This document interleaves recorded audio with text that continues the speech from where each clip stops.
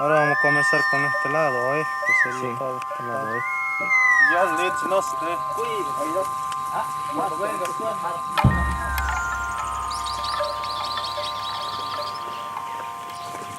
que nosotros fuimos a Buenos Aires justamente para tratar sobre el tema de la Constitución Nacional. Nosotros nunca nos hemos visto dentro de la Constitución Nacional, cosa que queremos que nos incluyan.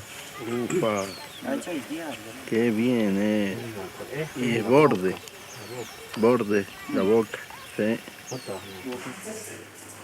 Es una prueba muy importante de la comunidad aborigen.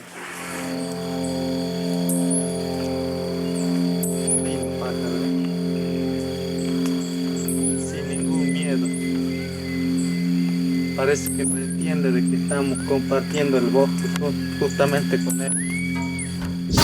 Senda India es un documental que se construye a partir de un material de archivo filmado por una comunidad wichí cercana a Mosconi, en la provincia de Salta, y la película retoma ese material, lo organiza de alguna manera y genera un puente para acceder a eso que fue filmado en los años 90 por esta comunidad en el marco de una lucha territorial y un juicio por la pertenencia al territorio. Ese era el marco que tenía este material y la película de alguna forma lo organiza y nos propone un ingreso no solo al caso, sino a las sendas del monte junto con la gente que creó estas imágenes.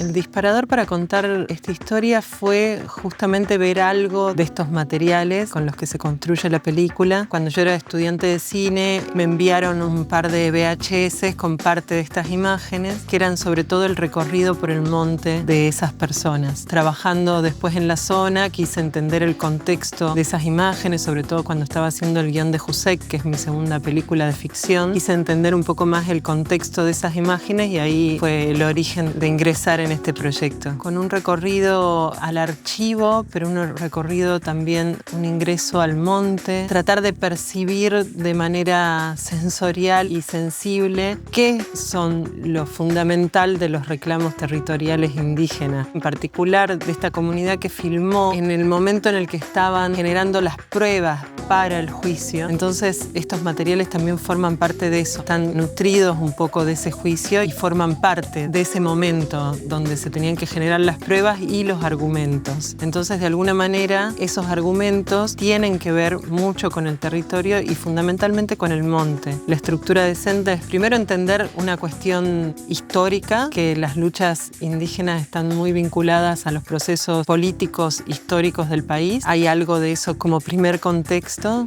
va pudiendo relacionar los momentos del juicio con los momentos políticos históricos del país y de la provincia, entender algo de eso e ingresar al monte con la gente.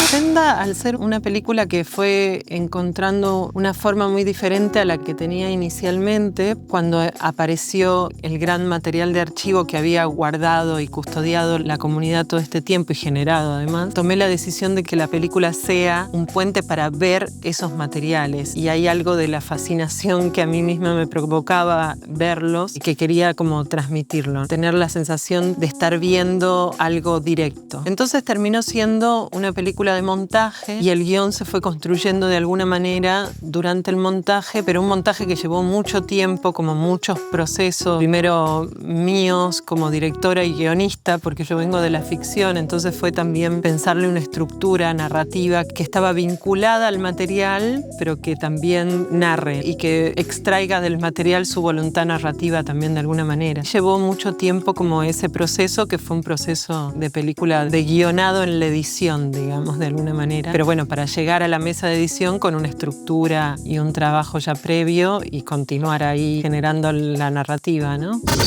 La relación con la comunidad fue clave, la forma que tiene la película, porque al haber tenido la intención de hacer una película también desde la comunidad, confiaron todos estos materiales para que la hagamos. El rol de esa manera fue fundamental por una cuestión de que la película se construye a partir de la relación con esa mirada que ya el material trae. Entonces, mucha conversación, muchos encuentros en la comunidad y después mucho trabajo sensible con lo que el material material nos está aportando. En ese sentido, el rol de la comunidad fue fundamental. Sin ellos no existiría esta película y de alguna forma es la propia comunidad la que hace el llamado a hacer la película enviándome esos materiales.